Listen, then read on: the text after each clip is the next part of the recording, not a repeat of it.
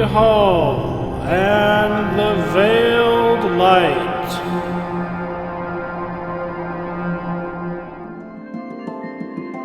Welcome to Pyramidikal. I'm John Razimus.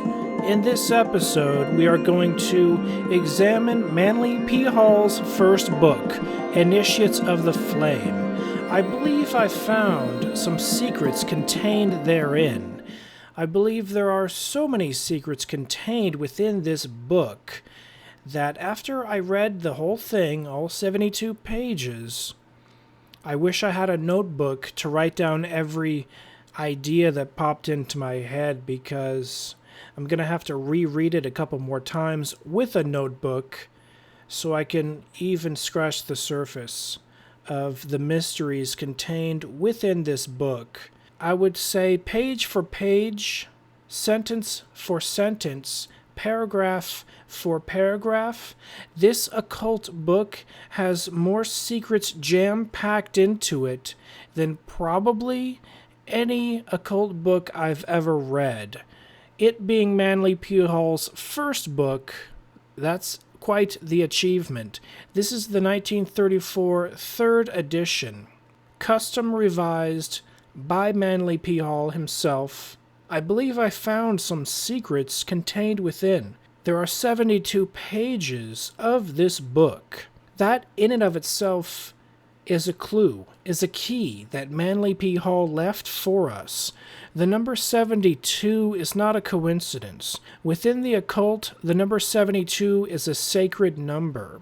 Specifically, the Kabbalah. They believe in 72 names of God, 72 angels, 72 demons. It's not strictly a Kabbalah belief. It's in black magic as well. It goes back, way back. And the fact that Manly P. Hall purposefully ended this book, his first occult book, with 72 pages, leads me to believe perhaps there's a secret on the 72nd page. So let's take a look at page 72 and see what we can find. So this is a spoiler for anyone that wants to read this book. You can get a copy of it fairly easily. It's all over the place.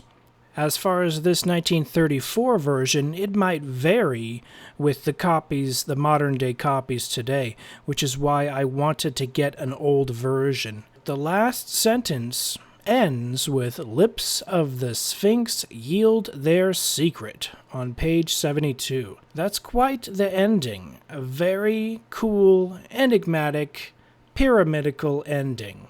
And so let's read page 72. And it might be a little bit out of context, but I'm just going to read page 72. Here we go. Is the one who must, through the planet Mars, supply the dynamic energy which man must transmute from the fire of passion into the flame of spirit. Then, taking the tools of his craft, he must cut and polish his own being into the capstone of the universal temple. Let me stop right there. Craft is another word for black magic, witchcraft, sorcery. But Masons also use it to describe what they do. And Manly P. Hall was a Mason. Capstone of the universal temple.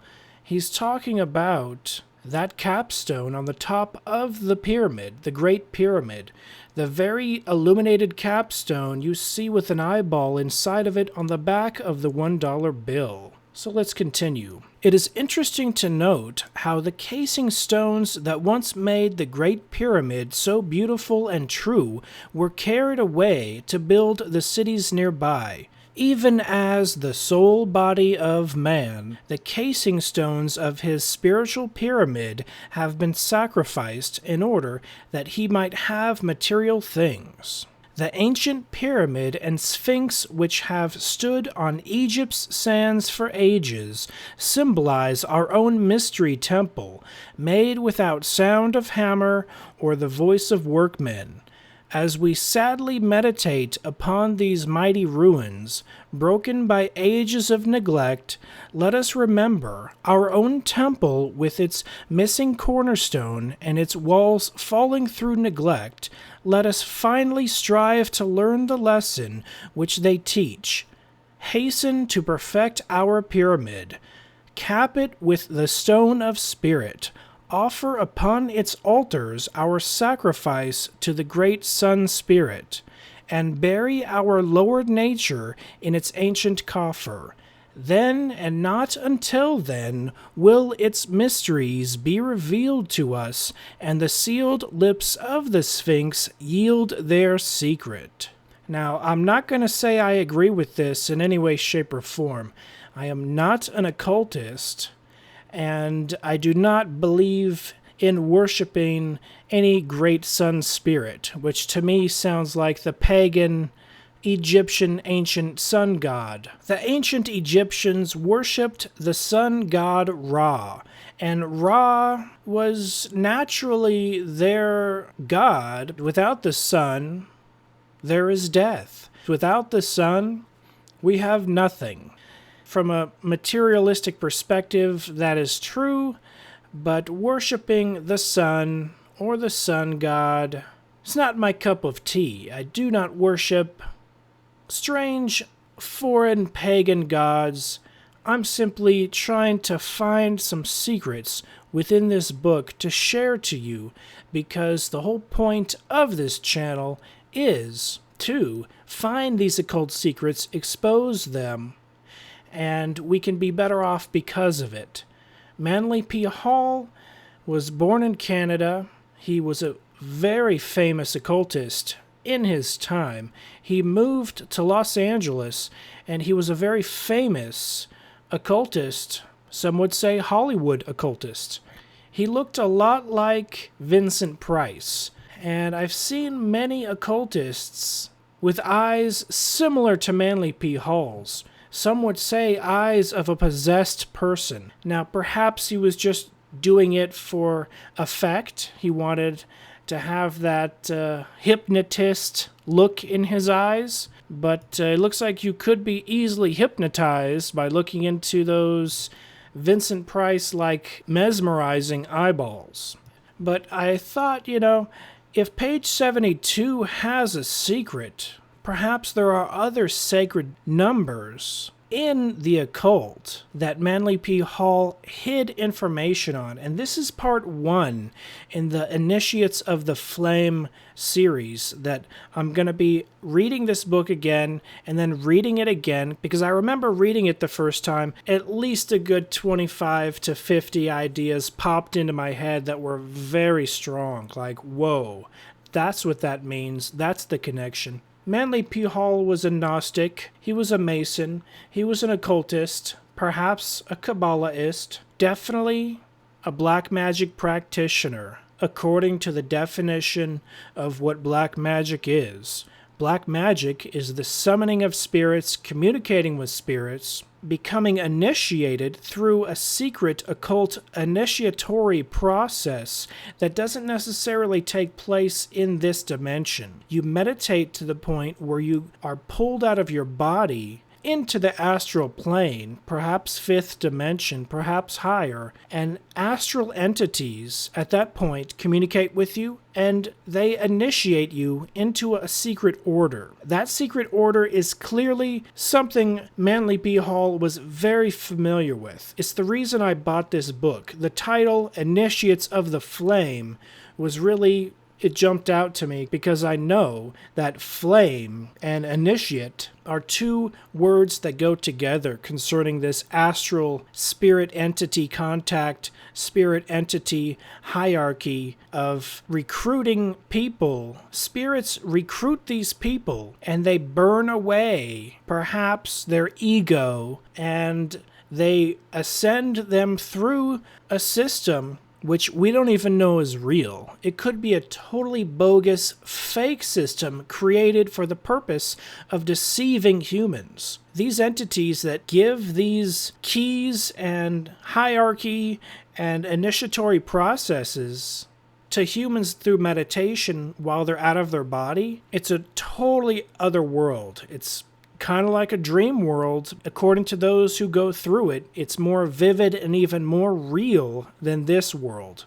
So I believe the process actually exists. I believe the process actually happens. I personally believe black magic is real. Summoning entities, communicating with entities is real. And it's not mumbo jumbo, it's not dogma, it's actual contact with us, mere third/fourth dimensional intelligent, in quotes, entities, with these higher, I believe, fifth dimensional entities, intelligent entities. My purpose and goal is to find the secrets and find the truth and expose them. Manly P. Hall clearly merged all of the religions together, as the only colored image in the book shows a variety of different avatars, if you will. There is Shiva, the Hindu god, there's Jesus, there's Buddha, there's Moses. Those are the ones I was able to easily make out. And so this is the perspective of Manly P. Hall. He is going to mishmash and merge all religions into one. It's actually a very common belief today. It's not a belief that I agree with, but I will expose any secrets contained within. Perhaps these are ascended masters that Manly P. Hall was visited by or communicated with through his initiatory process. Ascended masters such as Shiva, Jesus, Buddha, and Moses are the type of entities you are going to see and communicate with as you travel into the astral realms. Just because they appear as Shiva, or appear as Jesus, or appear as Buddha, or appear as Moses, it doesn't mean they are those actual historical or mythological characters. I believe they're demons, demonic entities, taking on the mask and the shape of whatever character they know that you are familiar with. Whether that's a real person, your religious belief, or someone you look up to as a great master and will listen to and follow and obey the commands of. So be wary. You can judge whether an entity is true or false based on that gut feeling you get. If you have an off feeling like this is weird, I don't know, this is a little creepy, bam, it's a negative entity. That's how I can tell. Now, I have not been visited by any avatar deities such as this, but I've read many cases of many people that have. And I will end on this. In part 2, I'm going to explore other pages associated with sacred numbers in the occult. So stay tuned for part 2. I thank you for watching. This has been John Razimus with Pyramidikal. Be seeing you.